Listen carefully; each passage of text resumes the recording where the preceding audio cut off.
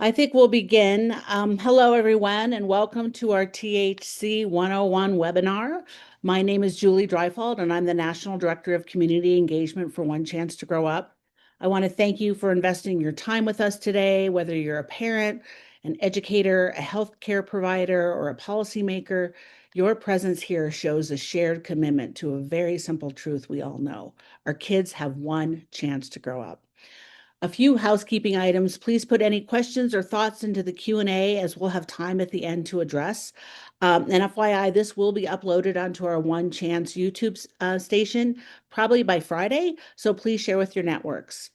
Our goal today is to bring a pragmatic and parent-focused preventative expert conversation that's really dominated often by the commercial interests. One Chance to Grow Up serves as a reliable, data-driven resource to help protect the kids that are in your life from this rapidly shifting marketplace. Please note that our free educational toolkits are available on our website to download and share. A quick origin story of who One Chance to Grow Up is. We have been at the table since marijuana commercialization first launched in Colorado, the very first state in the nation to create a commercialized market with Amendment 64 in 2012. Our founders sat at stakeholder meetings on the implementation task force where they watched something very concerning unfold. Consumer ease was literally the number one priority, while youth health and safety was ranked dead last. That did not sit well with us and really shaped our mission. And our mandate was set, and we have been the voice protecting kids since 2013. Today, we are a nonprofit national organization, nonpartisan, with more than 12,000 members across all 50 states. We are trusted subject matter experts that advocate for youth protections through transparency, through education, through policy. To date, we have a proven track record of helping dozens and dozens of policies and legislation across the country, which helped include mandatory child-resistant packaging, dispensary distance requirements from schools, mental health warnings, and a universal THC symbol stamped directly onto the products. Driven by our current opiate abatement efforts, we've engaged in a dedicated partnership through the Pikes Peak region, specifically doing very intensive community work in El Paso and Teller counties. Our goal for this webinar is to empower you with current prevention tools, science-backed resources, and data that you need to help start honest conversations at home and with the kids in your life. Marijuana, cannabis, pot, grass, weed, Delta 9, Mary Jane if you're really old, or Tree or Zaza if you hail from Generation Z. Anyone else feel like they need an encyclopedia to keep up? Things have gotten kind of confusing out here, and frankly, that confusion works directly to benefit the profit-driven industry of THC. So before we look at the data, before we look at the products, let's have a quick English and chemistry lesson to clear the smoke. You may have heard about these compounds in the plant. THC, which is tetrahydrocannabinol, the intoxicant that gets you high. CBD, the cannabidiol, the typical non-intoxicating compound. But did you know there are over 500 components and different cannabinoids packed into the plant? Throughout this presentation, you're often going to hear the word marijuana because that is a legal term that was directly written into the Colorado Constitution in 2012.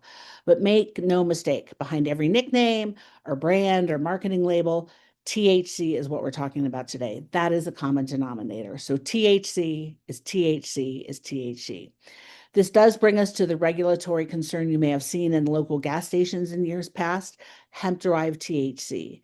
So, and I won't be going into greater detail with that. We'll have some webinars later on, but through the 2018 Farm Bill, bad actors exploited a glaring loophole these past several years, which allowed them to legally produce or legally, I'll put that in quotations mark, chemically manufacturing psychoactive intoxicants.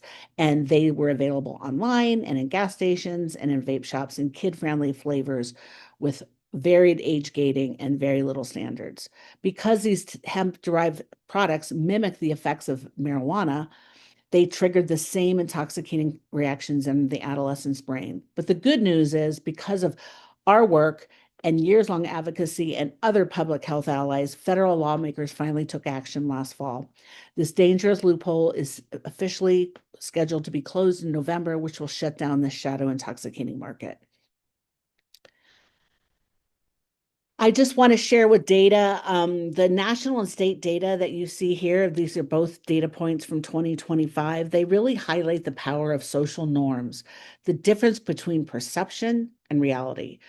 Recent Colorado data shows significant progress in youth health, with past marijuana use dropping to 10%, and youth approval peer use rose to 70, disapproval, I'm sorry, of peer use rose to 78%, and parental disapproval reached 92%. So many kids look around their school and assume everyone is doing it, but that is simply not true. A large percentage of youth continue to choose not to use substances of any kind.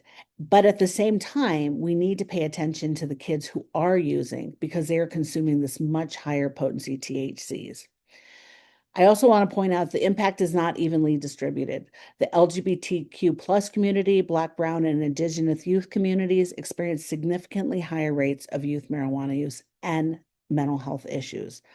And additionally, for the first time in recent years, female adolescents are reporting higher national rates of use than males. It is really important to remember that any young person can be at risk for substance use, especially when risk factors are present, including family addiction, peer pressure, low school connectedness, challenges at home, mental health struggles, or feeling rejected for who they are.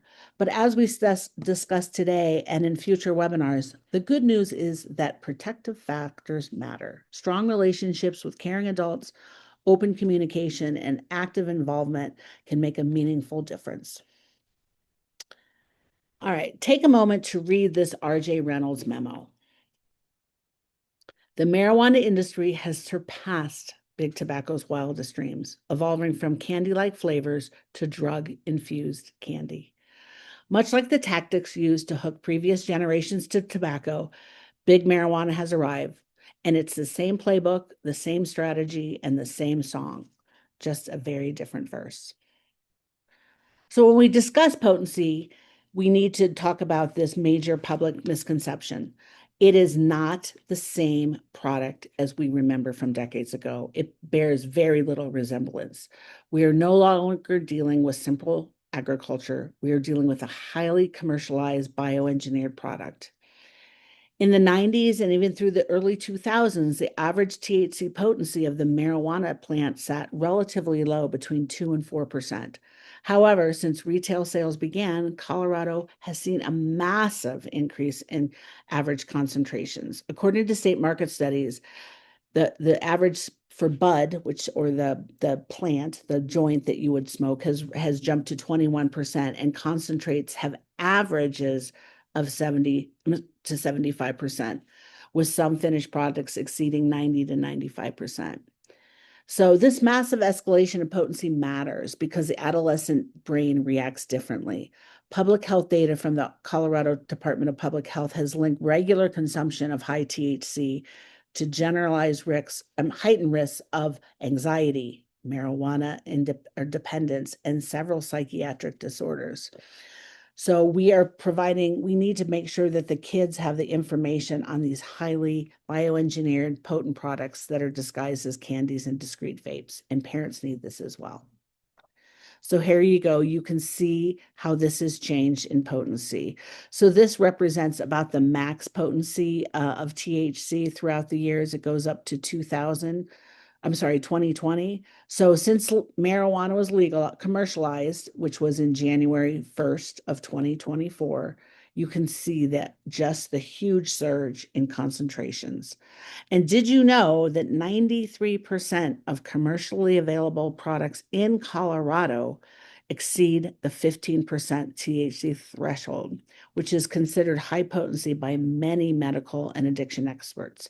This is leaving our kids exposed to normalization of these products. Today's marijuana products are designed for use in almost every conceivable way, from head to toe. Many are discreet, many are easy to hide, and difficult to identify, making them particularly concerning for our kids. A white chocolate bar, mom's apple pie, This cookie is filled with 640 milligrams of THC. Brownies and bubbly water lookalikes, again, all loaded with intoxicating THC. We are seeing everything from infused grocery items like chip dips to pretzels to high concentration sublingual mist designed for very fast intoxication, and even some intimate products like lubricants and suppositories. Also concerning to me as a parent is the industry's adoption of medical delivery methods, including lookalike inhalers that deliver measured doses of aerolized THC. These devices are practically indistinguishable from standard, and you can swap out the albuterol into that. So this is a huge challenge for parents and schools, especially since most high school parents are legally permitted to self-carry their prescription inhalers at school without a thought. Doesn't this look like a candy store designed for our kids? Well, no, these are products that One Chance to Grow Up purchased in Colorado. There's the bright pink and yellow THC vape pens with flavors like lemonade and berry. And these delivered an average of 75% THC potency. That's a lot of THC. And the conception and deception does not stop with just vapes. The market is flooded with kid-friendly edibles, such as these Joy Bombs, which look so familiar to candy that even our own team had a difficult time telling the difference at first glance. This is the reality of today's THC market. Highly potent products, colorful branding, and packaging that really blurs the line between intoxicating products and things that are familiar and appealing to our young kids. We often are asked, what are dabs, concentrates, shatter, wax? Historically, these extreme concentrates have been consumed via a process called dabbing, which involves using a small blowtorch to inhale the extracts from the plant. And as you can see, that's a kind of a dab rig on the far right side. Depending on the extraction, you will hear these products called butter, crumble, shatter, resin, honeycomb, wax. But behind all these marketing names, these products are extremely potent and again can reach 97% pure THC. So the scale of today's market has really driven down prices. This box that we purchased has 12 individual jars of ultra potent THC, and we purchased those for $100, which equates to about $4 per high, making them very cheap, very intoxicating, and highly accessible. And just so you know, that dab rig, we don't need a blowtorch anymore in the high schools. Modern, discrete, small vape pens can now easily reach the same internal temperatures required to vaporize the concentrates, so they can be hidden in plain sight. A major innovation flooding the marketplace is the creation of flavorless liquid drops and water-soluble powdered THC. These products are actively advertised with the explicit slogan, make everything an edible, which means standard everyday foods or items can be instantly and invisibly transformed into a high potency intoxicant. From a public health and a youth safety perspective, this extreme discretion is problematic. When an adult drug is completely odorless, colorless, and flavorless, it eliminates the natural warning signs that once protected our kids. This can drastically increase the risk of accidental pediatric ingestions, severe enforcements at school, and makes it really difficult for parents to spot this deception in the products. This shows the multi-serving trick of why chemistry and candy do not mix. Think about the snacks kids eat. When was the last time any child ate exactly 1/10 of a gumball? Never. As you can see, the yellow melts. A tiny square the size of a dime actually contains 4 separate servings of THC. The cinnamon ball, a single piece of candy, which was about the size of a large marble, is packed with 10 full servings. I personally tried to cut this into 10 servings, and it was virtually impossible. The orange cream soda, this is a mini size, so it's half the size of a 12-ounce soda. It's 6.3 ounces, contain 10 servings, so that means a standard serving is literally less than a single sip. So why does this matter? The industry is packaging dangerous, potent THC into single, innocent-looking treats. Let's look at how youth culture online is being exploited. If you think these colorful, seemingly innocent emojis on your teen's phone are just harmless symbols, well, that could be true, and maybe your son really just does want broccoli for dinner. But don't look away just yet. Public health tracking confirms that specific emojis are actively used as a digital code to facilitate drug transactions, sales, celebrations, and marketing. Let's quickly break down the code that some of these parents or some of these emojis represent. So when a teen texts about a cart, as you can see there, it's not talking about shopping. It's talking about cartridges to those vape pens that hold those high THC concentrates. A plug is technically a dealer. Emojis like bunny, butter, honey, or a bee represent those concentrates we just talked about. And finally, when you see a gas pump or a Christmas tree, these they may be random, but they also could signal extreme nuclear strength potency. This digital landscape directly impacts real world behavior, and I have the link here from NIH. Data shows a clear and documented link between youth engagement with online THC culture, including social media posts, emojis, and tweeting, and a direct increase in offline youth use. Oh, goodness, there's no limit to the number of colorful THC ads on Instagram, like the one on the left. Playdate approved. It looks like a Happy Meal from McDonald's to me. When my kids were in middle and high school, Vans was our first stop for back to school shopping. Vans and the other skater culture stores are filled with marijuana apparel. How many of you watched the Disney movie Incredibles? And even Etsy is selling paraphernalia with a crocheted smoking pot plant. Cute and clever? I don't know, maybe, but there's a method to this madness. Create customers early on, create dependence and the potential of addiction, and you now have a lifelong customer. Does this sound at all familiar to tobacco? Kids deserve facts and not marketing. The ultimate marketing trip, in my opinion, is the word natural. Somewhere along the line, we were all convinced that if an intoxicant starts as a plant, it must be completely safe. Let's look at the mechanics. A strawberry and a frosted strawberry Pop-Tart are not the same thing. This goes for today's retail THC market. It is not the decades old marijuana from before. We are now dealing with bioengineered high potency products designed for maximum intoxication. The industry has successfully marketed this product as both recreation and medicine, which I think we would question with almost any other intoxicating substance. Kids hear messages like, it helps my anxiety. It makes me focus with school. I need it to sleep. And these messages are not just coming from their friends. They hear it from social media, from music they listen to, other adults, pop culture, and even therapists. But the science tells a different story. For many teens, especially those who frequently use high THC,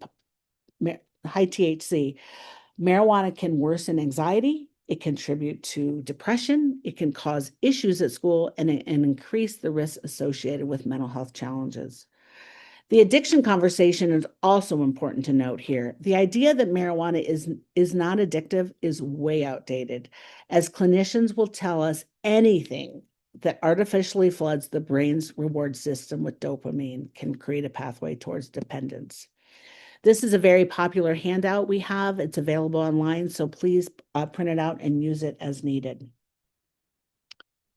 The next several slides will discuss suicide, substance use, addiction, and mental health, so please step away if you need to. Marijuana can change the brain. If you take nothing else away today, please hear those 5 words. Marijuana can change the brain.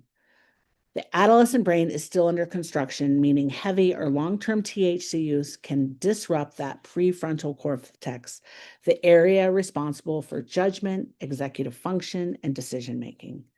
As one physician said to me, Julie, think of the teen brain as a car with a fully functioning gas pedal for risk-taking, exploration, learning. But the brakes, those aren't fully installed until the mid-20s. Today's high-potency THC can weaken those brakes even more, making it harder to stop using, increasing the risk of making poor choices, and creating lasting impacts on brain health.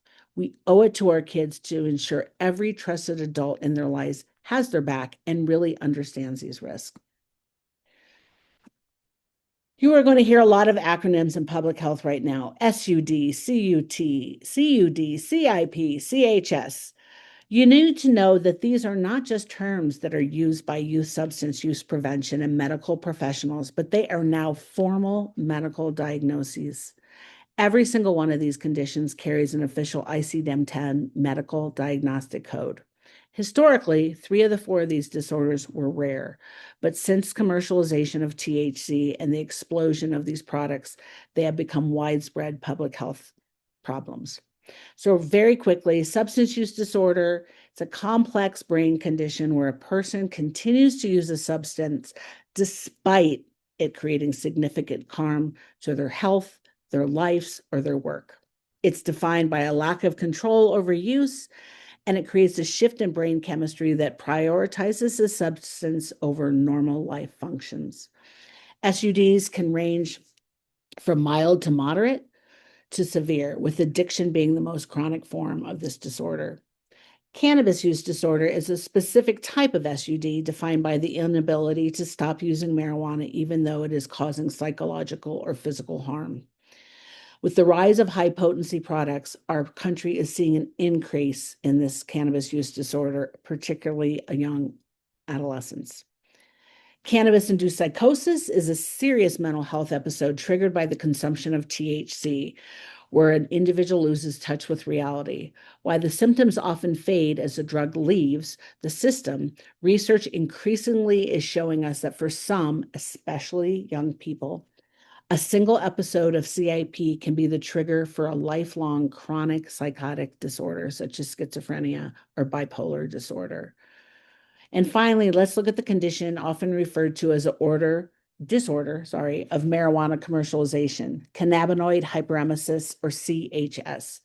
This condition causes relentless vomiting, often combined with screaming, and it's been coined scromiting. It doesn't respond to standard anti-nausea medications, and patients frequently seek relief through hot showers, but so hot that they come into the ER suffering second-degree burns. Because it mimics other acute issues, patients undergo massive ER evaluations, and tragically, CHS can be fatal. Per NIH, this condition is often unreported. However, document cases show dozens and dozens of deaths resulting from severe electrolyte imbalances, renal failure, and cardiac abnormalities. The only cure for CHS is complete cessation of THC, and it can take 4 to 6 months for these debilitating symptoms to finally stop. This is a sobering statistic. Since commercialization in 2014, THC remains the #1 substance found in Colorado completed suicides for 10 to 18-year-olds in our state. And as you can see for 2023, it's remained almost double the use of alcohol each and every year since 2014. Fact. THC use at 14 is strongly associated with opiate use at 19.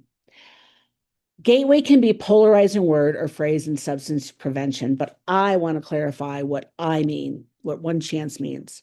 The definition of gateway is, quote, a means of access or an entry point. Our daughter lived in Vancouver last year, and I crossed the Canadian-US border multiple times to visit her. It's a great place to visit. But there was a gateway town, a place where I began my journey into Canada. Marijuana fits that definition, a place where kids begin their substance journey. And for the mass majority of teens, this is alcohol, marijuana, and/or nicotine. When we look at additional THC research, it also tells us that early adolescent exposure to high-potency THC, it alters the brain's reward pathways, significantly increasing the statistical risk of later opiate use and substance use disorders. Adolescents who initiate use early are twice as likely to progress to severe dependence compared to those who wait. We work very closely with Dr. Libby Stout, a national recognized addiction expert and psychiatrist, and her quote here is rather to the point. There is no known level of THC that is safe for the developing brain. Younger people are more vulnerable to harm, which eventually can lead to opiate misuse. I've shared a lot what some people may call scary science, but these are not scare tactics. They're documented potential outcomes we know that can occur when an adolescent brain is exposed to THC. This does not mean that every young person who uses THC will experience these outcomes, but those starting young, using more frequently, and using higher potency products are more at risk. Things have gotten very confusing out here, and by that confusion is intentionally driven by a profit-focused industry. There's a massive fundamental difference between decriminalization and full-blown mass commercialization. What we're looking at today is a hyper-capitalistic, multi-billion-dollar commercial industry. Just like big tobacco before, its business model relies on hooks, flavors, and kid-friendly products to turn our children into lifelong and dependent customers. To put this expansion into perspective, consider this. There are still more medical and adult use dispensaries than Starbucks and McDonald's combined across the state of Colorado. Let that sink in. Our children deserve that public policy puts their health and the health of our communities ahead of corporate products. And this word is on my computer in my office. The word and is incredibly important for me personally, professionally, and really important for us today, for anyone who has a kid in their life they care about. Marijuana can have devastating effects on kids and their beautiful brains, and your voice matters. Data shows that kids who know that their parents or trusted adults disapprove of underage marijuana use are 72% less likely to use. That's a huge percentage. So parenting matters, understanding matters, coping skill matters. Please do not throw your hands in the air and say kids are going to do what they're going to do. This data tells us differently. We need to support our kids from childhood through high school. We need to provide facts and not scare tactics. Find the resources, find out their whys, help them with emotional regulation, healthy social problem skills. And, as any conversation, it is not just one time, it is many. And in my opinion, they often happen in the car. This website, highriskthc.org, is part of a dedicated public health education campaign engineered to provide evidence-based, data-driven information about THC use. Our goal is simple and empowering. We are here to support you by sharing accurate research-backed data. We want to help families protect the developing brains by keeping lines of communications open, highlighting other healthy alternatives, and modeling good choices in our daily lives. As we wrap up today's webinar, please find a few of our evidence-based resources I pulled together specifically for you. We know that navigating today's high THC can feel very overwhelming, but you don't have to do it alone. We have toolkits, newsletters, digital resources, all designed to help give you the words and data you need to educate. Protecting kids from these high-potent products must include intentional actions we all must take in our own neighborhoods and communities. It starts with a conversation we might have at the kitchen table, but let's expand it to how we can engage with our schools, our zoning boards, our communities, and our faith leaders.